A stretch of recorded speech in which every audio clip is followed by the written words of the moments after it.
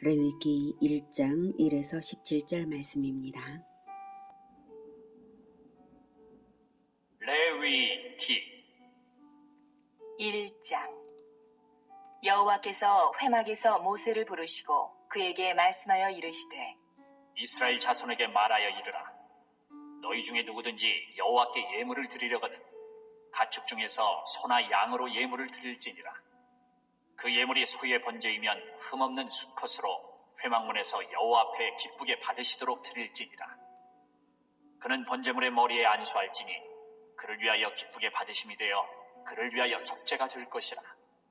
그는 여호와 앞에서 그 수송아지를 잡을 것이요 아론의 자손 제사장들은 그 피를 가져다가 회막문 앞 제단 사방에 뿌릴 것이며 그는 또 그 번제물의 가죽을 벗기고 각을 뜰 것이요 제사장 아론의 자손들은 제단 위에 불을 붙이고 불 위에 나무를 버려놓고 아론의 자손 제사장들은 그 뜬 각과 머리와 기름을 제단 위에 불 위에 있는 나무 위에 버려놓을 것이며 그 내장과 정강이를 물로 씻을 것이요 제사장은 그 전부를 제단 위에서 불살라 번제를 드릴지니 이는 화제라.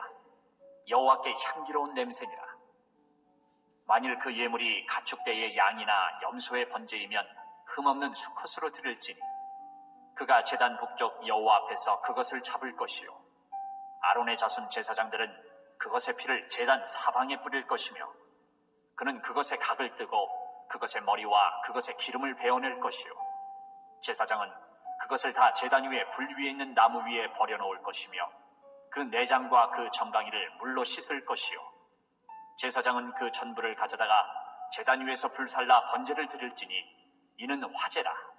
여호와께 향기로운 냄새니라.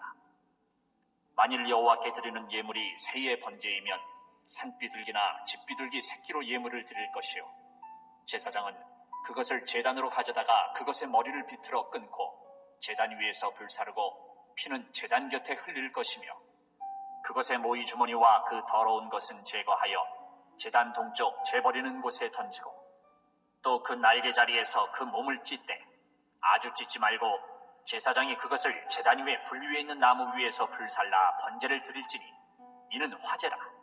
여호와께 향기로운 냄새니라. 2장 사랑하는 형제 여러분, 7월 29일 금요일 새벽 묵상에 오신 것을 환영합니다. 레위기 1장 전체가 말하는 제사는 번제의 예법입니다. 번제는 가죽 외에 모든 것을 완전히 불태워서 올려드리는 제사입니다. 레위기 1에서 7장까지는 제사 제도를 하나님이 말씀하시는 것인데요. 5가지 제사가 나오는데 그 첫째가 번제입니다. 하나님이 제사 제도를 세우신 이유는 하나님께 나아가는 길을 내신 것입니다. 하나님은 지구상의 그 어느 곳에도 임재하지 않으시고 그 어떤 죄인도 받지 않으십니다. 그런데 유독 이스라엘을 선택해서 성막을 짓게 하시고 성막에만 임재하시는 것이고 성막에서는 제사를 드립니다. 죄인이 하나님께 나아가는 유일한 길, 그것이 바로 제사입니다. 제사가 아닌 방법으로 하나님을 만날래야 만날 수가 없고요. 제사 없는 자가 하나님을 만난다면 그것은 심판이고 멸망입니다. 원래 죄인이니까요. 죄가 처리되지 않은 자가 하나님께 나아가면 죄인이 에덴에 들어가려고 할 때 천사들의 화염검에 맞아 죽을 수밖에 없을 것처럼 제사 없이는 성소에 들어갈 수 없는 것입니다. 하나님께서 제사 제도를 주신 것 자체가 얼마나 은혜로운 일인지 모릅니다. 제사 제도를 주시지 않았다면 하나님은 홍수 심판을 다시 주셔야만 했을 것이고 그것도 수없이 여러 번 주셔야만 했을 것입니다. 하나님은 인류를 한꺼번에 멸망시키지 않고 구원받는 길을 내시려고 제사 제도를 주셨습니다. 5가지 제사 제도가 있는데요. 가죽을 제외한 모든 것을 완전히 불태워 올려드리는 제사는 번제만 그렇습니다. 다른 4가지 제사에도 불로 태워서 올려드리는 화제의 방법을 사용하기는 하지만 모든 것을 태워버리지는 않습니다. 그런데 번제는 모든 것을 불태워 올려드립니다. 제물이 소든지 양이든지 염소든지 다 태웁니다. 이것은 완전한 헌신을 의미합니다. 가죽만 남기고 완전히 올려드리는 헌신입니다. 가죽도 헌제자가 가지는 것이 아니라 제사장에게 드립니다. 그러니 완전한 헌신이죠. 하나님께서는 자발적인 헌신자를 간절히 찾으십니다. 2절에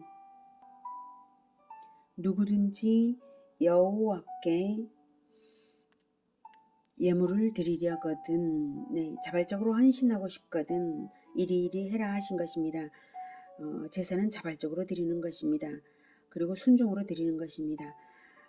그 조건들이 번제의 조건들이 이렇습니다. 가축 중에서 소나 양 또는 소나 양이면 흠없는 수컷으로 그리고 회막 문에서 그리고 기쁘게 받으심이 되도록 드리라. 네, 3절에 기쁘게 받으심이 되도록 드리라. 소나 양으로 드리는 이유는 순종의 예배여야 하므로 가축 중에 제일로 양순한 소나 양이어야 합니다. 고집스러움이나 또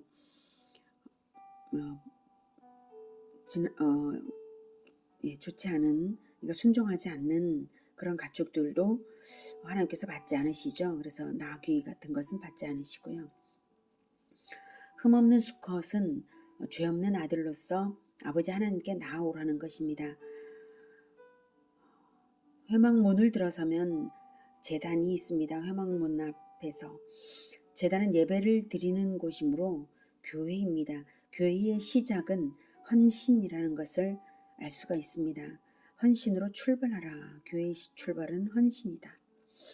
그 다음 기쁘게 받으시도록 드리라는 것은 예배의 목적이 하나님의 기쁨이라는 것을 알려주고요. 또 헌신의 예배를 하나님이 간절히 원하시고 찾으신다는 것입니다.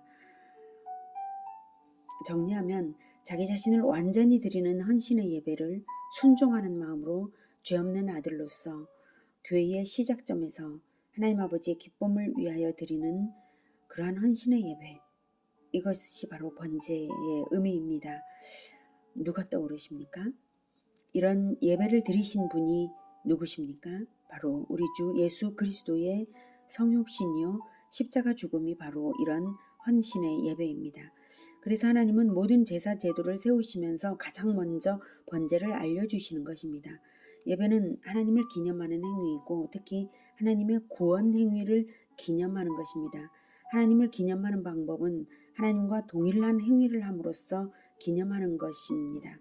그래서 우리가 하나님을 닮은 행위가, 우리가 하나님을 닮을 때 비로소 그것이 하나님께 예배가 됩니다. 우리의 실천 생활이 하나님의 모습과 닮았을 때 그것이 예배이고 영적 예배이고 우리의 인생 자체를 그렇게 올려드릴 때 헌신 예배가 되는 것입니다. 그것이 영적 예배이고 번제의 정신입니다. 하나님과 동일한 행위로 기념한다고 했고 번제가 예수님을 기념하는 것이라면 레위기 당시 이스라엘 사람들은 예수님의 십자가는 모르죠. 그렇다면 그들이 번제를 드릴 때에 번제되어 죽어가는 짐승과 동일한 그리스도의 모습으로 무엇을 떠올렸을까요? 그 떠올리는 그것이 반드시 있을 것입니다. 그것은 바로 에덴 동산에서 아담과 하와의 죄를 가리는 옷이 되어주기 위해서 소리 없이 죽어간 짐승입니다. 아담과 하와가 최초의 범죄를 저질렀을 때에 가장 먼저 느낀 것은 수치심이었습니다. 죄가 없었을 때는 그들은 순수한 자존감의 영광으로 가득 차 있어서 수치라는 것을 몰랐는데요. 죄를 저지르자 견딜 수 없는 수치심이 그들의 자존감을 완전히 무너뜨리고 무언가로 가리지 않으면 안 되는 창피한 존재가 되었습니다. 무화과 나무 잎으로 가려보았지만 몇 시간도 못 갈 것입니다. 그래서 하나님은 그들에게 가죽옷을 지어 입히셨습니다. 성경은 생략이 많으므로 그 과정을 말하지 않지만 가죽옷은 짐승의 가죽옷이라는 것을 알 수 있고요. 가죽옷을 짓기 위해 죄 없는 짐승이 죽음을 당했다는 것을 알 수 있습니다. 짐승의 죽음이 왜 있겠습니까? 죄가 없이는 죽음을 당할 수 없는 것입니다. 그 어떤 피를 흘릴 수 없는 것입니다. 그런데 인간이 죄를 저질렀기 때문에 첫 죽음이 짐승에게서 왔습니다. 아담과 하와가 죽어야 되는데 왜 짐승이 죽었을까요? 그것은 바로 이 아담과 하와의 죄를 대신해서 죽겠다는 자가 아직 사람으로 태어나지 않았기 때문에 죄 없는 짐승이 먼저 예표로 죽고, 그리고 훗날 아담과 하와를 대신하여 죽으실 거룩한 아들이 태어나기로 한 것입니다. 그분이 누구겠습니까? 바로 우리 주 예수님께서 하나님 아버지께 그렇게 언약을 올려드렸기에 하나님께서 죄 없는 짐승으로 예표를 삼아 언약식을 하신 것이죠. 피 흘림을 한 번도 본 적이 없는 아담과 하와의 눈앞에 선연한 붉은 피가 낭자하고 가죽이 벗겨지고, 그리고 제단에서 불태워져서 그 냄새가 올라갈 때 하나님이 받으셨을 것입니다. 이때 헌제자는 아들 하나님이신 그리스도이셨을 것입니다. 헌제자가 제물로 대표되니까요. 하나님은 삼위일체이심으로 성경은 에덴에서 뭉뚱그려서 하나님이라고만 썼지만 분명히 거기에는 아버지 하나님은 죄 없는 죽음을 받으시며 죄를 가리도록 허락하시는 역할을 하시고, 아들 하나님은 헌신의 예배를 드려서 죄인들을 구원하시는 역할을 하신 것입니다. 아들의 헌신의 제사는 그냥 형식적인 행위가 아닙니다. 언약의 제사입니다. 아버지여, 내 인생을 불태우고 내 몸을 죽여서 죄인들의 죄를 가리우고자 하오니 내 헌신의 향기를 받으시옵소서. 이것입니다. 하나님이 번제의 향기를 기뻐하시는 이유는 고기 냄새 취향이라는 의미가 아닙니다. 완전한 헌신의 향기, 예수 그리스도의 십자가의 헌신, 그 보혈의 향기가 죄에 대한 진노를 멈추게 할 만큼 아버지를 감동시키는 제사여서 그렇습니다. 레위기 1장에는 하나님이 얼마나 헌신의 예배를 간절히 바라고 기뻐하시는지 하나님의 기쁨을 가장 많이 여러 차례 말씀하십니다. 3절에서 기쁘게 받으시도록, 네, 하나님은 그리스도의 헌신을 기쁘게 받으셨습니다. 4절, 기쁘게 받으심이 되어, 네, 그렇게 받으셨습니다. 9절, 여호와께 향기로운 냄새니라. 하나님은 아들의 보혈의 향기를 향기롭게 받으십니다. 13절, 여호와께 향기로운 냄새니라. 17절, 여호와께 향기로운 냄새니라. 5번이나 말씀하십니다. 내가 이 헌신을 간절히 사모하며 기다려서 기뻐한다. 이렇게요. 죄인들을 구원해 주시기 위해서 아들의 번제의 헌신을 기뻐하실 수가 있습니까? 하나님 아버지 외에 하나님 아버지의 사랑을 우리가 도무지 다 이해할 수 없는 그런 사랑을 받았습니다. 이 그리스도의 번제가 가장 먼저 있지 않았다면 그 어떤 제사도 시작될 수 없습니다. 교회가 시작되는 것이 헌신으로 시작됩니다. 예수님은 교회 건설의 기초돌을 놓으신 것입니다. 건축에 비유하자면요, 교회 공동체를 시작하신 분이 예수 그리스도이십니다. 예수님의 보혈의 공로 없이 죄사함이 없으므로 예수님의 헌신의 제사 없이 우리는 예배 자체를 드릴 수 없습니다. 하나님은 예수 그리스도의 헌신의 예배와 동일한 헌신자를 간절히 찾으며 기뻐하고자 하십니다. 우리는 소나 양으로 번제물을 드리지는 않지만 무언가로 드립니다. 여러분이 드리는 것으로 교회는 이루어지고 운영되며 전도할 능력이 되고 선교와 교육을 합니다. 그제서야 세상은 비로소 교회로 들어오고 죄사함의 권세를 가지신 예수 그리스도를 알게 됩니다.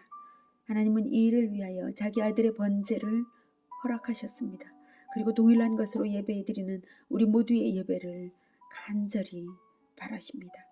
우리 모두의 영적 예배가 하나님이 기쁘게 받으시는 향기가 되기를 기원합니다. 기도하겠습니다. 하나님, 우리를 구원하시는 것을 너무나 기뻐하여 주셔서 감사합니다. 아무 쓸데없는 우리를 어떻게 아들의 번제와도 같은 그 헌신을 요구하시고 기쁘게 받으시고 우리를 구하셨습니까? 우리도 똑같이 하나님의 아들이 되었으니 하나님의 아들로 예수님처럼 온전한 헌신으로 올려드리고자 합니다. 주님, 우리를 받아 주시옵소서. 예수님의 이름으로 기도드립니다. 아멘. 이어지는 시간은 개인 기도 시간입니다.